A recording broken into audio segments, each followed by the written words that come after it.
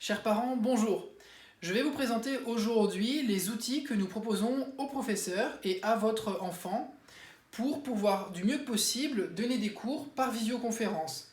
Nous vous équipons donc d'une tablette. Voici comment est-ce qu'on peut s'en servir. Tout d'abord, la visioconférence, donc le professeur est informé d'utiliser un certain outil.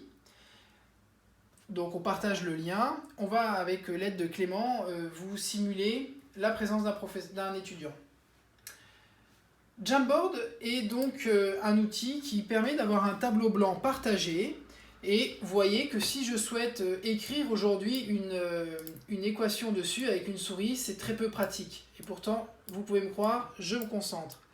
L'outil qu'on vous propose aujourd'hui gratuitement en prêt, c'est une tablette graphique.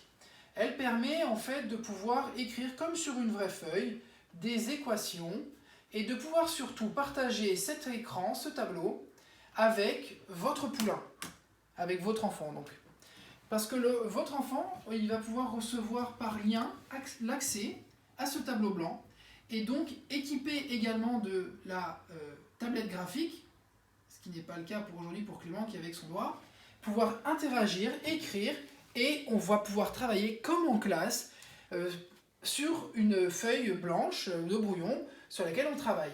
Voici le premier outil que nous avons à vous proposer, donc la visioconférence avec la tablette graphique via un tableau blanc. Ça permet également, cette visioconférence, de partager l'écran pour que votre enfant puisse voir ce que le professeur souhaite montrer. Donc là, on retrouve notre outil que votre enfant connaît sûrement, qui est donc notre moteur de recherche, notre base d'exercice. Et donc, si le professeur discute avec votre enfant, il se dit « Bon, qu'est-ce que tu penses de cet exercice? Est-ce qu'on le sélectionne ?» Oui, on le sélectionne. Voilà, je vais te donner également celui-ci. Et puis ensuite, on va pouvoir vous l'envoyer. Ou bien, s'il souhaite partager une base de cours, le cours sur les vecteurs, voilà, alors bien, on peut partager l'écran, le voir, et avoir donc des outils pratiques pour que la visioconférence ne soit pas une frustration pour le professeur comme pour votre enfant et qu'il puisse y avoir une vraie continuité pédagogique. Je vous souhaite une très bonne journée et à bientôt.